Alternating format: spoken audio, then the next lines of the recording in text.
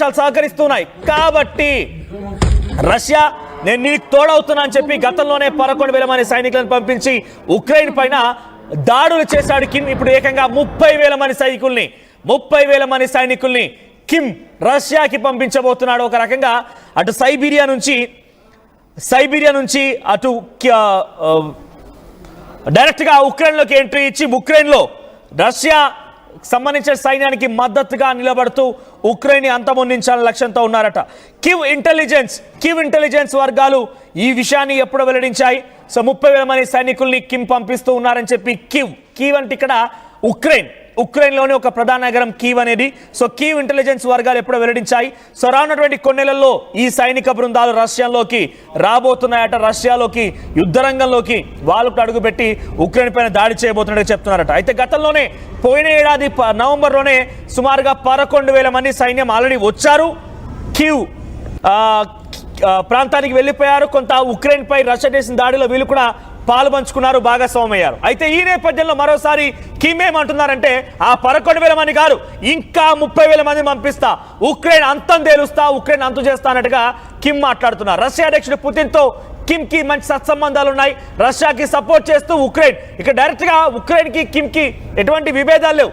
Ukraine కి అటు north కొరియాకి ఎటువంటి ఇబ్బందులు లేవు. కానీ ఉక్రెయిన్ కి అమెరికా సపోర్ట్ చేయడం, నాటో దేశాలు సహకరించడం, ఆ తర్వాత బ్రిటన్ సహకరించడం, ఇవన్నీ కూడా కిమ్ ని కొంత ఇబ్బందులకు గురి చేస్తున్నాయి, కిమ్ ని ఇబ్బందులు పెడుతున్నాయి. సో డైరెక్ట్ గా వారిపైన యుద్ధాన్ని చేసి వీళ్ళందరి నోర్లు మూయించాలనుకుంటున్నాడు కిమ్. నేను మళ్ళీ చెప్తున్నాను, he is the most dangerous person in the middle east countries.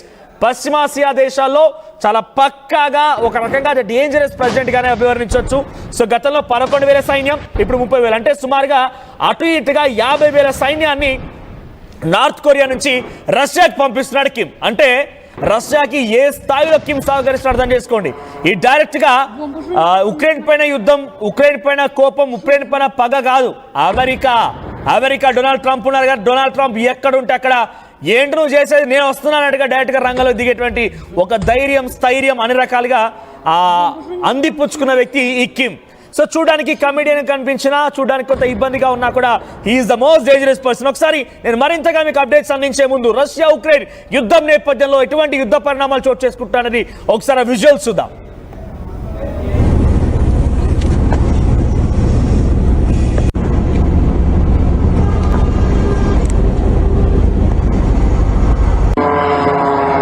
Бомба же у него там на самолете.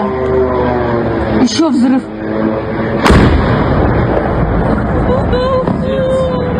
Пиздец. Давайте из дома. Бомба же у него там на самолете.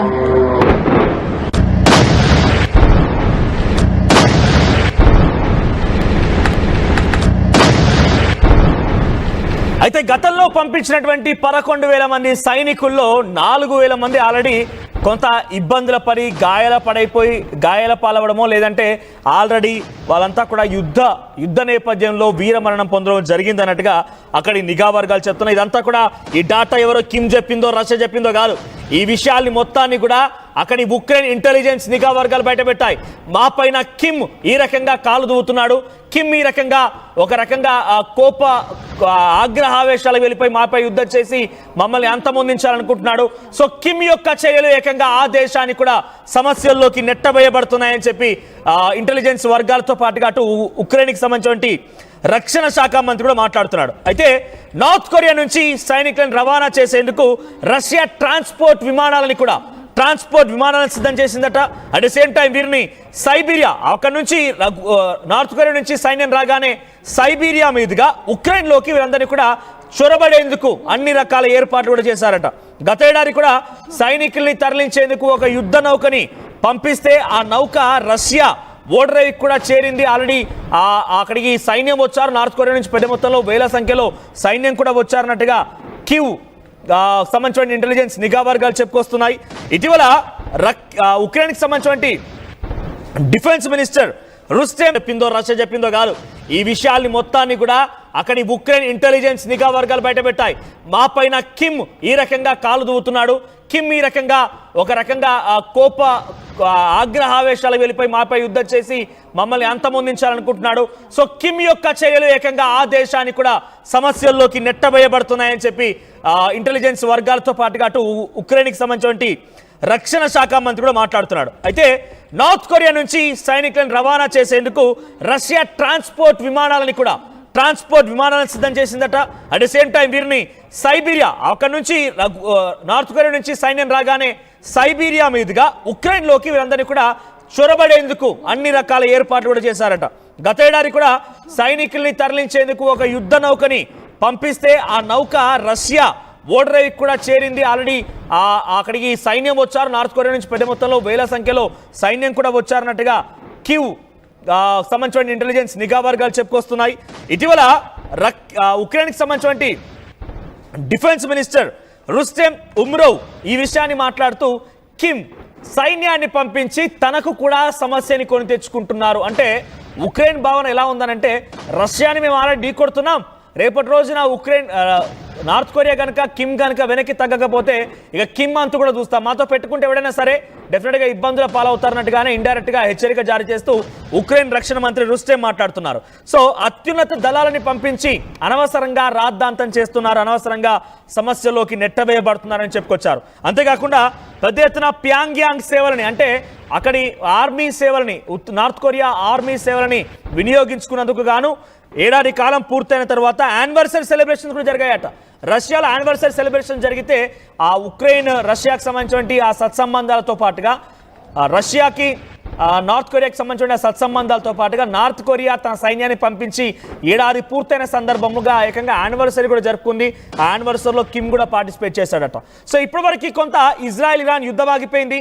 Russia కూడా వెరీ గ్రేట్ అమెరికన్ ప్రెసిడెంట్ అంటూ పుతిన్ మాట్లాడుకోవడం చూస్తుంటే ఆయన చెప్తున్న ప్రకారంగా సీజ్ ఫైర్కి సిద్ధమయ్యాడేమో అనేటువంటి భావన కూడా కలిగింది. కానీ ఆ సీజ్ ఫైర్ సంగతి అటు ఉంచితే కిమ్ ఎంట్రీ ద్వారా ఇంకా యుద్ధం మరొక నెక్స్ట్ లెవెల్ వెళ్ళబోతోంది.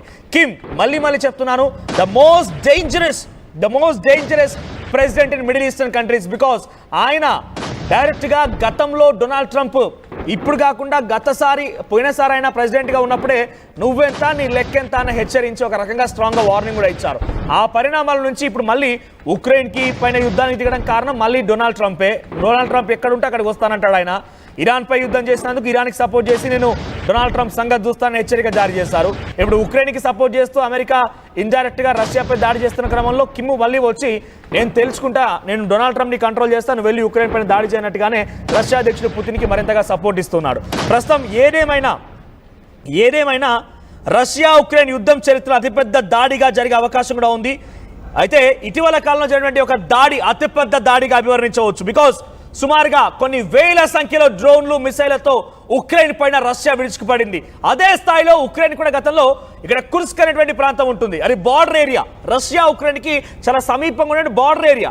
సో బార్డర్ ఏరియాలకు వచ్చి ఉక్రెయిన్ డైరెక్ట్గా రష్యా అధ్యక్షుడు ప్రయాణిస్తున్నటువంటి ఆ విమానం పైన టార్గెట్ చేసి డ్రోన్ ని ప్రయోగించగలిగింది. ఆ తర్వాత డైరెక్ట్గా రష్యా భూభాగంలోకి వచ్చి రష్యాలో సుమారుగా ఉక్రెయిన్ నుంచి 4300 కిలోమీటర్ల దూరం వరకు వచ్చి కొన్ని వందల సంఖ్యలో డ్రోన్లతోని రష్యాలో ఉన్నటువంటి కొన్ని యుద్ధ విమానాలు పేల్చేసింది. ఏకంగా $7 మిలియన్ నష్టాన్ని ఉక్రెయిన్ రష్యాకి పెద్ద ఎత్తున నష్టం వాటిల్లే విధంగా చేసింది. ఇదిలా ఉంటే ఈ నెల